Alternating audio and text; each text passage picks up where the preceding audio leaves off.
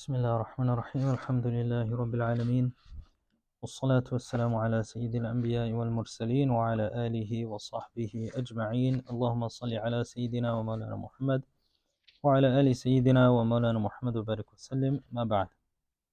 So last time I believe we covered the cases of tarqiq of ra. There's 4 scenarios. Now we move on to 2 scenarios where it is permissible to do either or. You can do tafkhim on the ra or you can do tarqiq.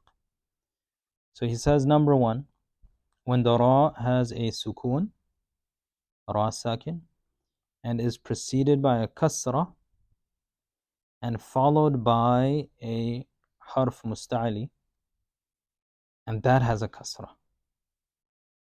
Okay, so now let me write that out.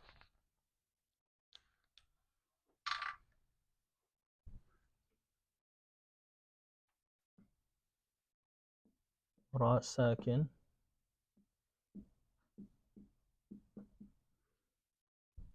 preceded by a kasra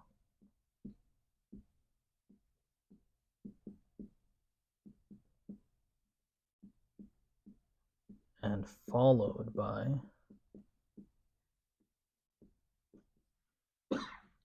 a musta'ali letter. Who can remind us what are the musta'ali letters? Qusadat tanqidh,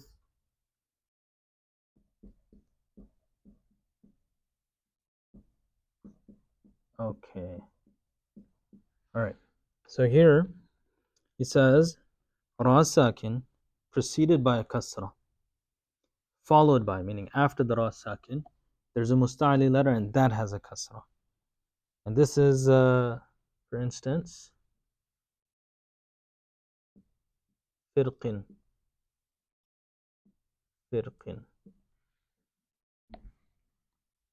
Okay. So this is when you are doing wasl, then this is what's going to happen. What's wasl if you keep on reading? So let's write the next word, kattawd. Kattawdi. You just need to, that extra part is because this is when you're going to not stop on the qaf. Right? فَكَانَ كُلُّ فِرْقٍ كَالطَّوْدِ. Like you're continuing to read on that word. So here, the reason why you can do both is number 1, there's a ra sakin, and after it is a musta'ali letter. Right? After it, it's a musta'ali letter, so it has some effect on the ra. And why would you be able to do it empty mouth? Is because it's preceded by a kasra, and then even the musta'ali letter after it has a kasra. So for those reasons, they say you can choose. You can choose either. So you can say firuqin kattawdi, firuqin kattawdi, like full mouth. Or you can say firqin kattawdi, fir or firuqin. You can do both. Full mouth, empty mouth. He says, however, if you stop on it, like you stop on firq, you don't read the qing, then you have to make the ra heavy. Firq. Like ra is full mouth. That's because one of the reasons to make it empty mouth is the kasratain. So if you stop on it and it becomes qaf sakin, so that reason of kasratain is gone. So now there's more reason to do full mouth. Okay, so this is a rare occurrence. It's not something that you'll find very often. There might, I have to see how many times it occurs. If more than once, maybe. Maybe this is the only one. Okay, I can't recall. So it's very specific. The general ones that you find all the time, that's going to be ra with a fatha or dhamma, or ra sakin preceded by fatha dhamma, ra with a kasra, or ra sakin preceded by kasra. Those ones are the very common ones you see on almost every page in the Quran. These are very specialized places. There's only going to be like a handful of places, if not more than one, regarding this. So you don't have to put too much emphasis on learning these. If you study further and you need to know the ins and outs of tajweed, you would definitely have to know this. But as you can see, I don't have it on the top of my head because you just don't come across it. When I'm reciting, it doesn't even matter if you do it full mouth or empty mouth. So, but I'll remember sometimes when I'm reciting. As for having it on the top of my head, these are seldom discussed. Okay, so that's the first scenario where you can do full mouth or empty mouth. Again, why can you do full mouth? Is because there's a qaf after, harf mustali after a ra sakin. Because of that, you can read it. I know normally the mustali letter doesn't have an impact on what's before, but in this circumstance it would. And why would you be able to read it with a kasra? I'm sorry, a tarqiq, because before it is a kasra and after even the mustali letter has kasratain. Those two reasons. Okay. Now the second situation. Ra sakin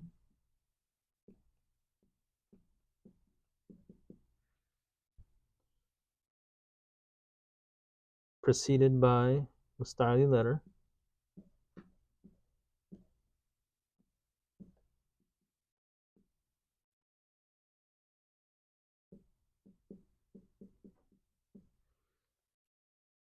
with a sukun. Sukun. Which is preceded with the letter with the kasra.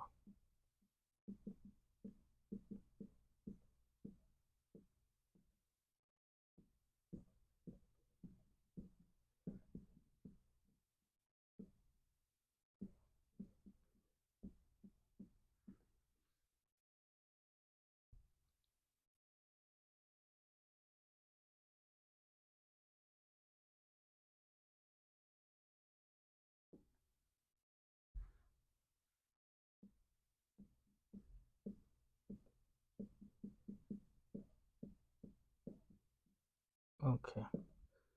Starting to write really sloppy. I'm getting tired. I was watching this video on Usul al-Fiqh. This scholar in Azhar. He was like, Imam Ghazali, he said, he's just writing like anything, but he had so much confidence, it made up for it. It's like he didn't know he was writing bad. Anyway, I'm gonna give you the examples. Al-Qitr,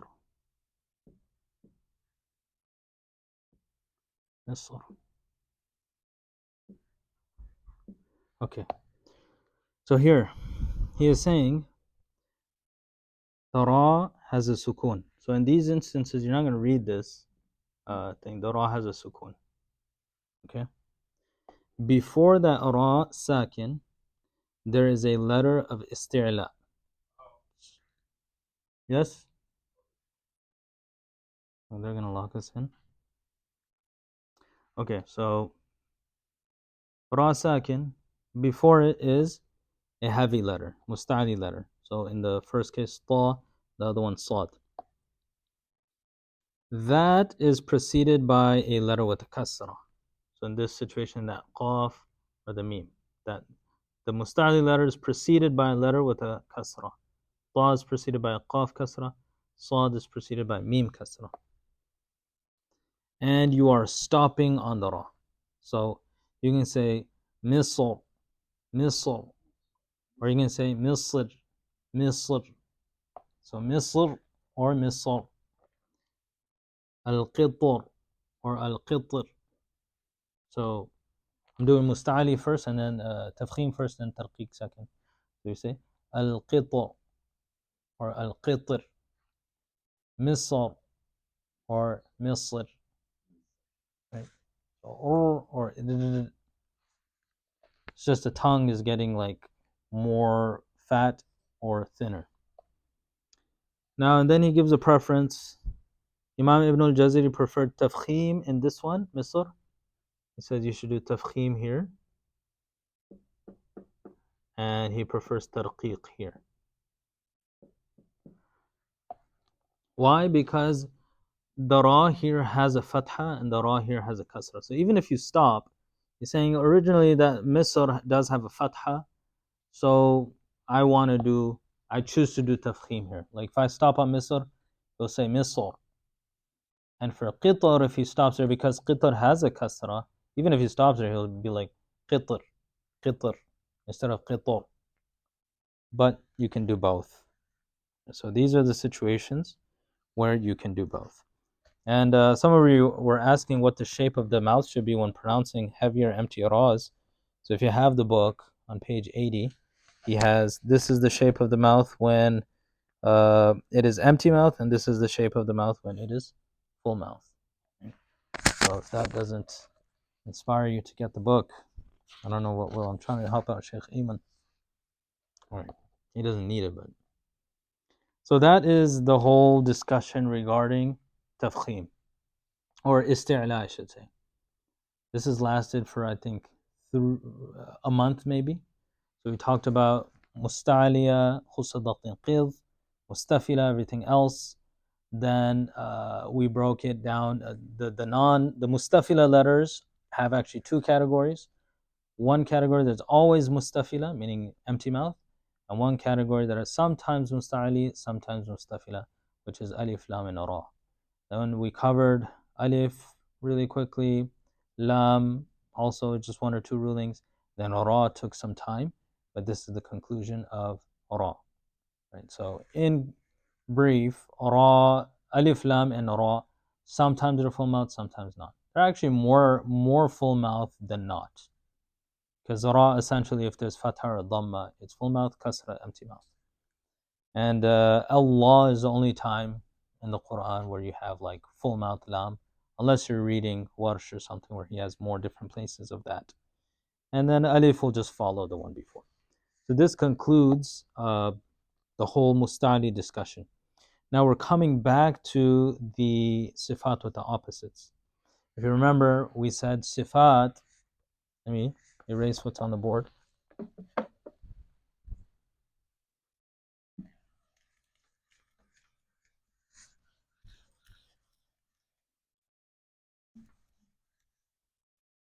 Sorry if you guys were writing, I didn't ask. Okay, so we discussed sifat.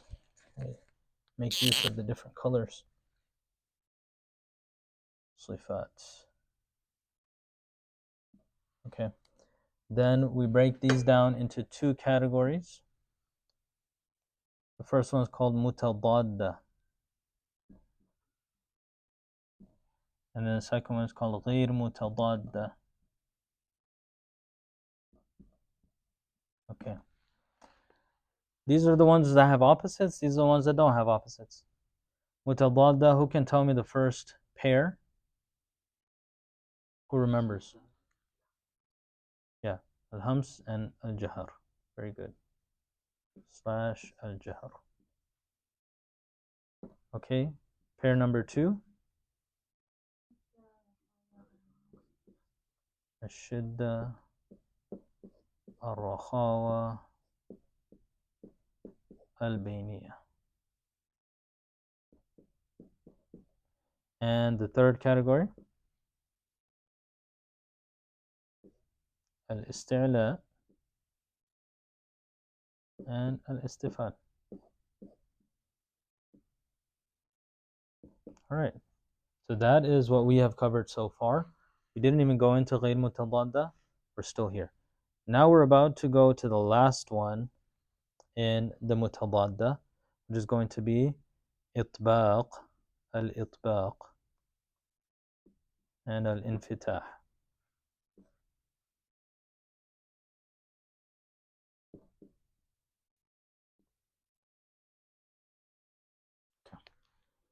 So once we finish this last category, we will basically be done with the mutadadda and then start the غير mutadadda. غير mutadadda, stuff like qalqala, takrir of the ra, not isti'la, there's forgetting of for dad, etc.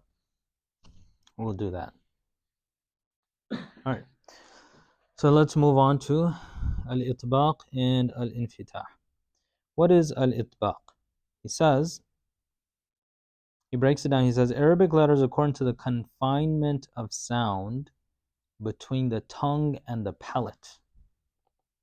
That's how he defines it. Confinement of sound between the tongue and the palate.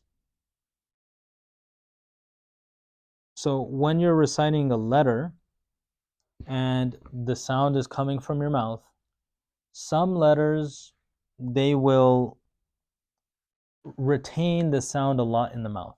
And some letters, they won't do that. When we were studying Tajweed, they had a very simple way of putting it.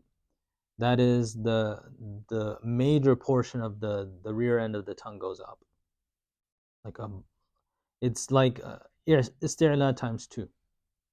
So isti'la is the back portion of the tongue goes up, gets thick, and istifal is it stays flat.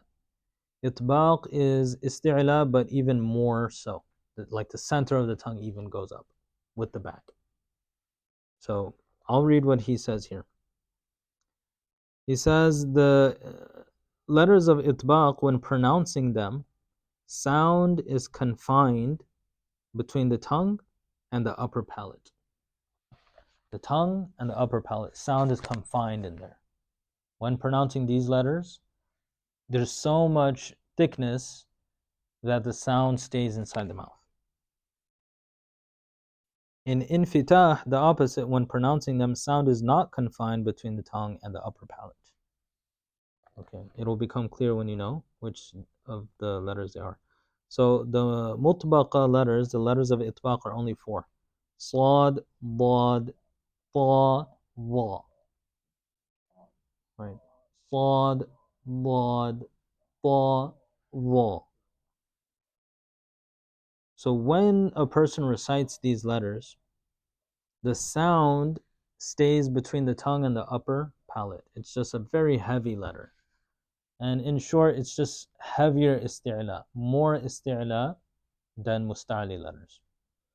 Notice that these 4 letters, sad, dad, ta, dha, are part of khusadaq al-qil. They are already musta'li. So this attribute, what it is you have the musta'li letters, the back of the tongue raises up, gets thicker, and then they're so thick that the sound will just stay inside the mouth. This attribute says the sound stays inside the mouth. Now, why does it do that?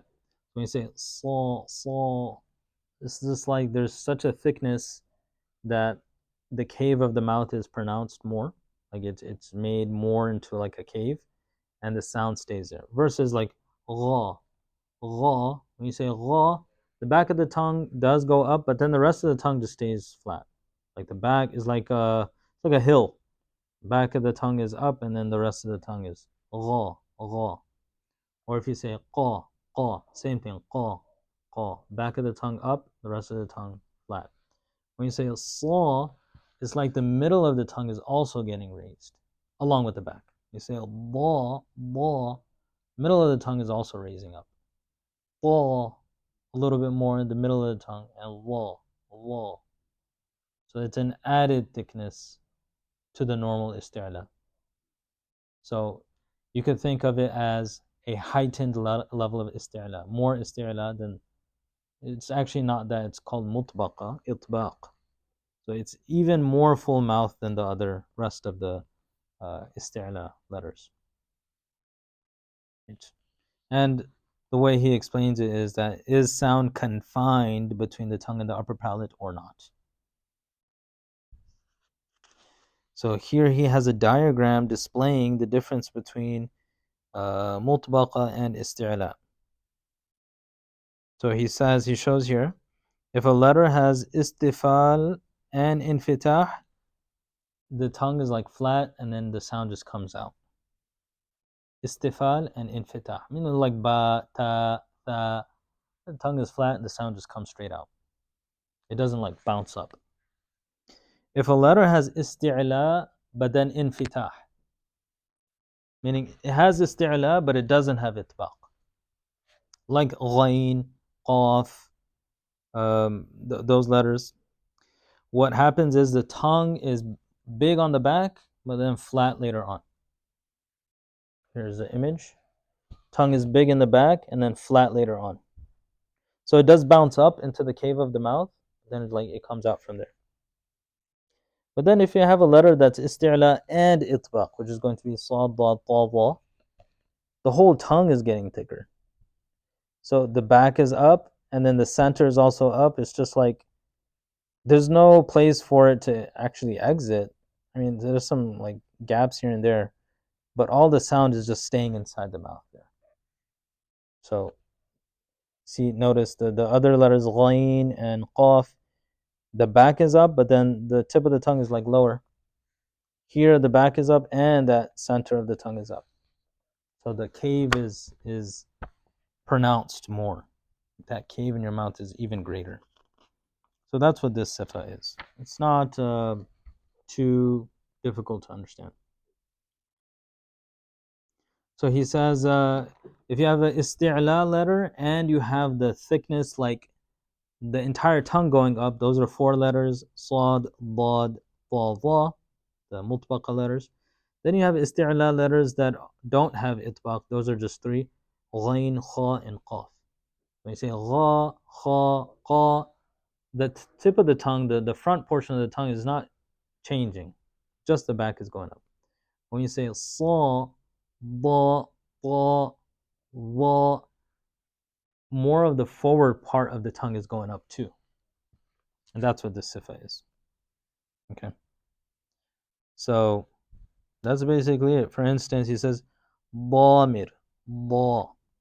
So this damir has more tafkhim than ghalib.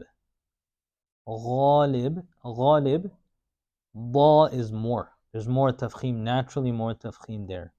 Because it has the attribute of isti'la and itbaq. So it's more tafkhim. Tur has more tafkhim than qumu. Qu, tu. Tu is more than qu. Qu, only the back part of the tongue is raised, the front is flat. Qu. Then if you raise kind of that middle portion closer to the front, then it becomes tu. So even more for a tu. So sad, dad, ta, dha, they're going to have the most tafkhim. Okay. What time is it?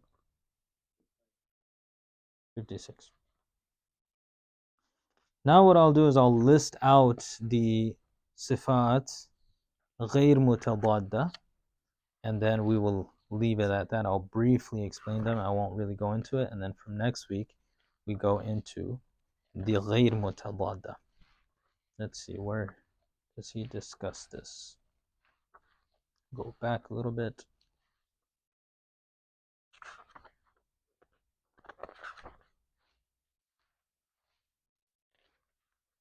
Have you guys written that down before? No? Okay. Let's see, I have to find it then. I do remember writing them all out once. You gotta skip the makhraj. Okay, sifat. Yes. Yeah, it's basically everything else. So only 4 letters here. All the other letters are going to be infita. All right, so now these are going to be the sifat غير متضادة, and they are 8. The first one is going to be called al-Safir. Number 2, al-Qalqala.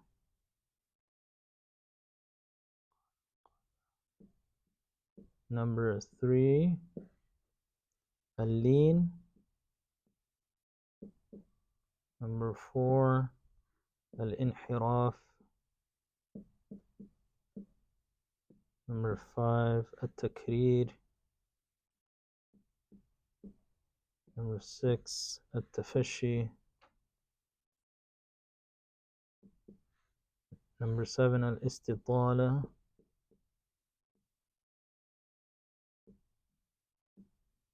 Number 8, al-Ghunna. Okay, so these are the غير متضاد. Let me give you this before I forget. So what are these very briefly, and then we're going to go into them in some depth. After this, they go into other stuff like mud and those type of the rules of noon and meme, etc. Safir is the quality of like a whistling sound. When you say sin, za, sad, there's a sharpness to it. So that sharpness is the quality of safir. Literally means to whistle. Qalqala is a bouncing. This is very famous, everybody learns. What are the letters of qalqala? Qutubu Jatin, right? So aqa, aja, ato. So qalqala is like a bounce. Lean is going to be like a or o. Al-inhiraf is a quality where the sound of the front of the mouth, due to where the tongue is positioned, it blocks the sound, so it goes towards the side. It's going to be like in lam and ra.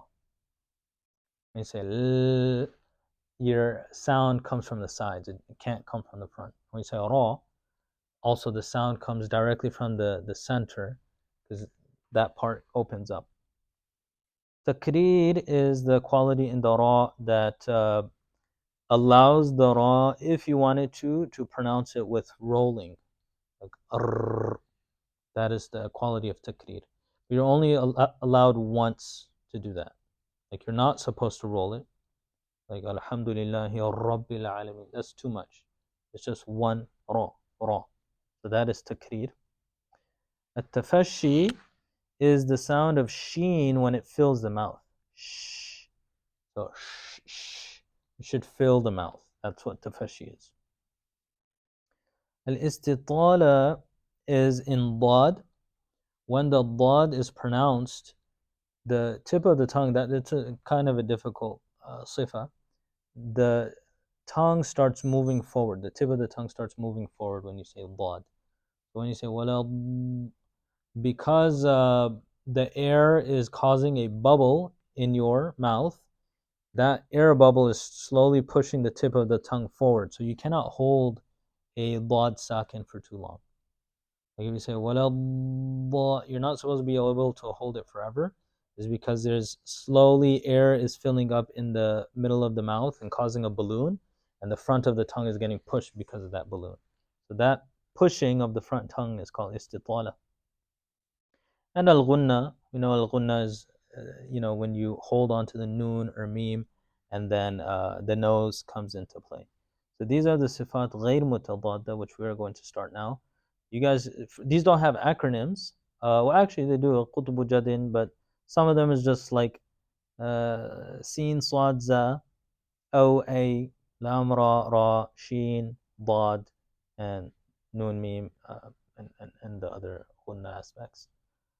So these you guys have to learn, because it's like the characteristics of letters.